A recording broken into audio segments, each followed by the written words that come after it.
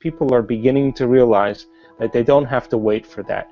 They can learn and change in a state of pain and suffering, or they can learn and change in a state of joy or inspiration. So, is there a connection between our authentic self and the soul, and how do we get there? Well, I think for most of us then, we begin to, we're young and we have a lot of confusing things that happen to us in our life, and when we're young, most of our attention is on our inner world. And as we begin to grow up and we meet friends and we move to different places and we own different things, we become very consumed with the external environment. And we begin to create an identity by the people we know and the places we go and the things we do. And all of our attention goes to the external environment, and we don't want to pay a lot of attention to our inner world. So that works probably for the first 35 or 40 years of our life.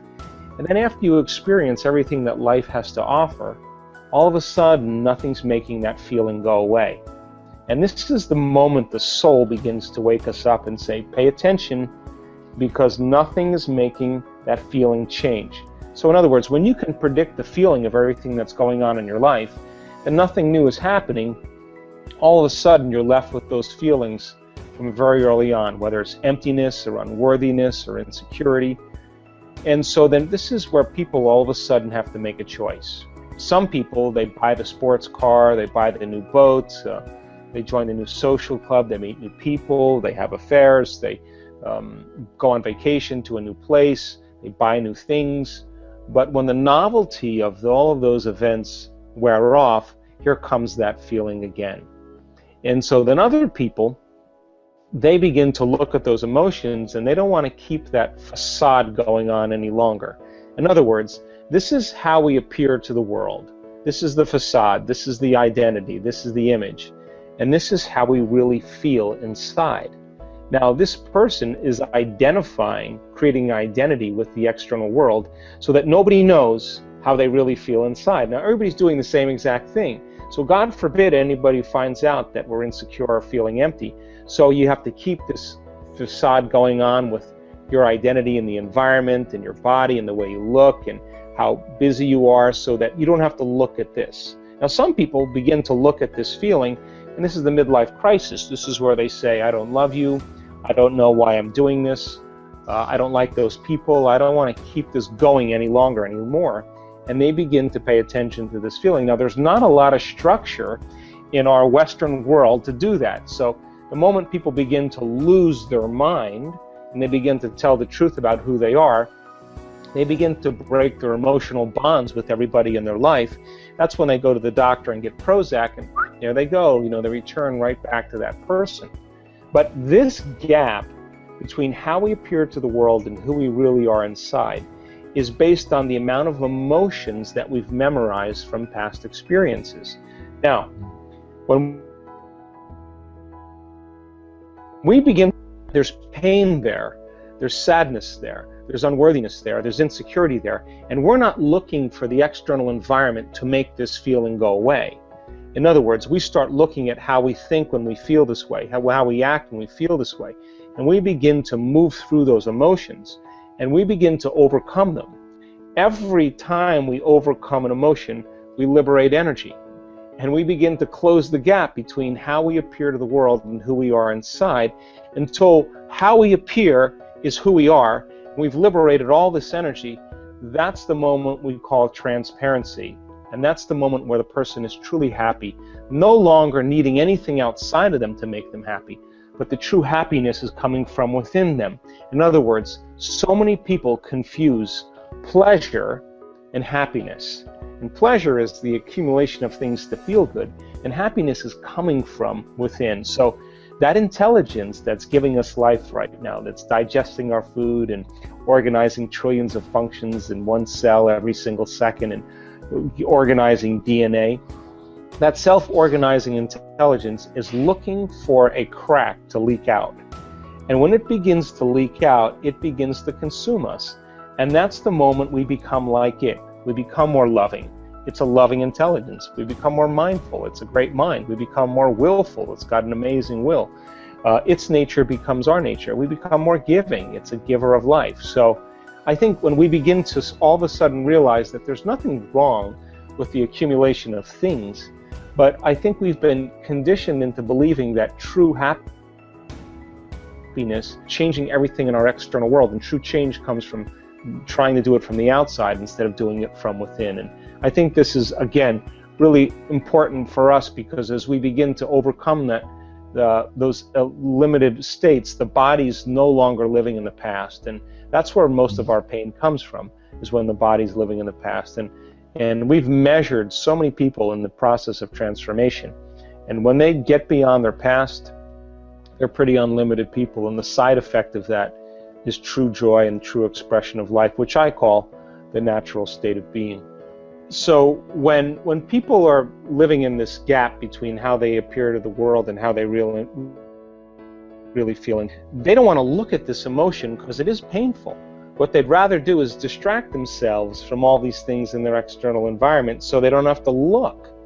But when that feeling isn't going away, and they can't, after the sports car and after the the vacation and after the buying the new things, the new wardrobe, the facelift, whatever, and this feeling keeps returning, this is a time really where they have to look at that emotion. And they have to, as you said, you have to be in the presence of that emotion and ask some fundamental questions. Are these emotions driving my thoughts? How do I think when I feel this way? Now, those thoughts are just old circuits that have been fired and wired in the brain. How do I behave? What do I do? How do I act? What do I say? What comes out of my mouth? Now think about this. If you can observe how you're thinking, notice how you're acting, and pay attention to how you're feeling, the moment you become conscious of what you're unconscious to, it means you're no longer the program. Now you're the consciousness observing the program, and this is when we begin to objectify our subjective selves.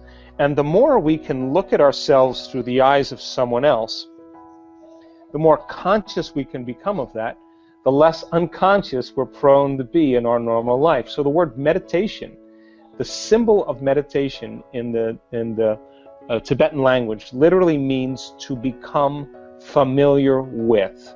So if you're becoming familiar with your unconscious thoughts and making them conscious, you're in a process of meditation.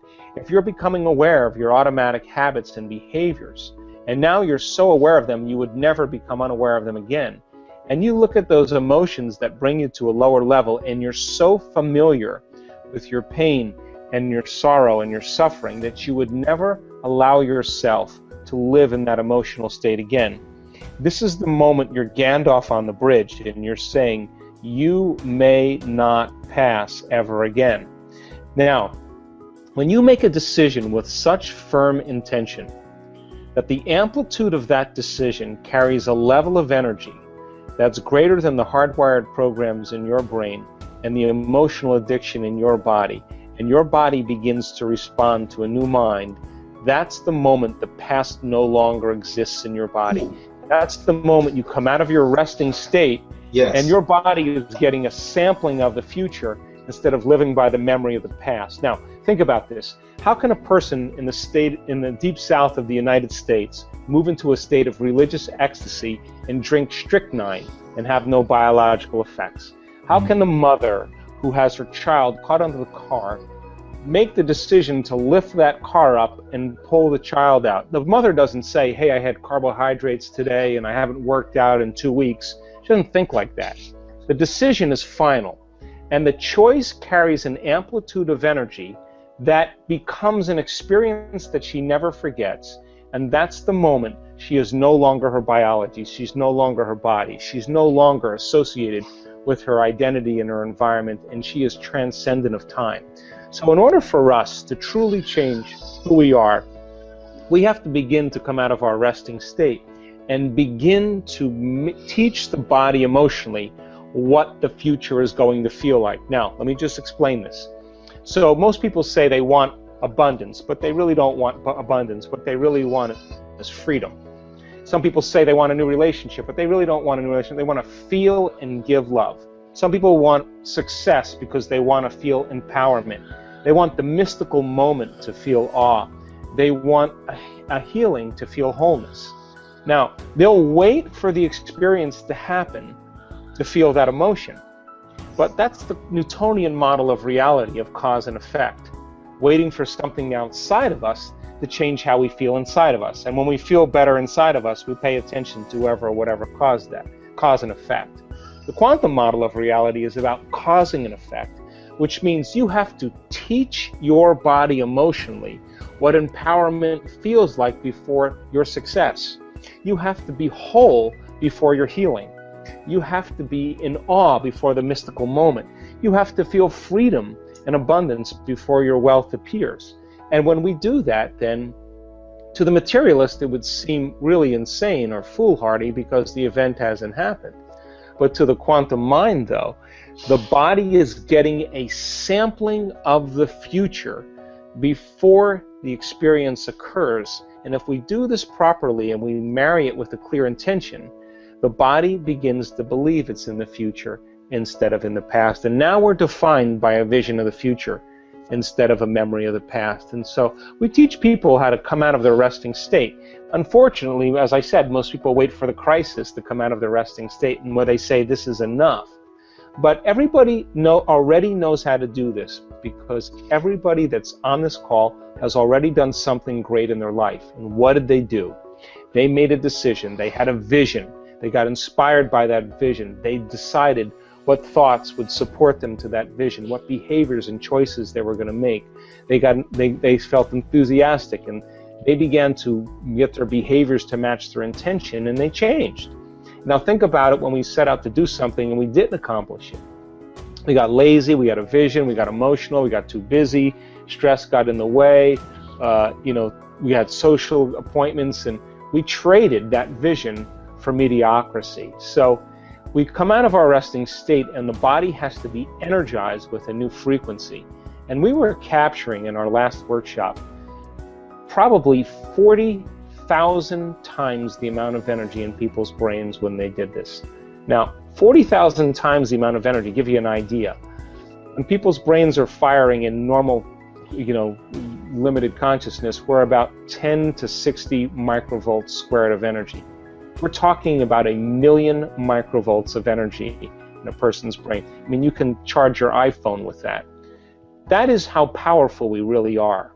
So then, as we begin to overcome and overcome and overcome those limitations that block the flow of the divine in us, as we begin to remove those layers, we begin to feel connected to something greater. And then the next challenge appears, because there's no schools of ancient wisdom in the Himalayas that you come. So when we begin to get our mind and body right, and we begin to look at what piece of knowledge could we apply to this adversity, to change something about ourselves, to get closer to source, I think that when people really begin to realize that there's no structure out there, yeah, there's structure for drugs, there's structure for alcohol, there's structure for gambling, there's structure for video gaming or overeating or shopping or all of consumerism. You take a pill and it makes that feeling go away immediately. You're going to correlate that internal change with whatever you did to take that, and you're going to develop an attachment or an addiction. And what that does is it begins to broaden the gap. And you could be the wealthiest, the most successful, the most popular person, the most good-looking person in the world, but if you haven't overcome that emotion right there, you haven't evolved in one lifetime. And this is where we have to begin to look at where we're going to make the biggest contribution to ourselves, because as we begin to understand that the soul cannot create a future experience, and the soul wants to really have new events and novel experiences, if you're living by the same emotion every single day, and you're anchored emotionally in your past, and your body's been conditioned emotionally to be in the past, then until you overcome that emotion, the soul can't get on with creating anything new, because for the most part, you're bound to a past experience. So when we begin to overcome the emotions, then we're literally pulling our mind out of the past, and that's when we begin to create a new future.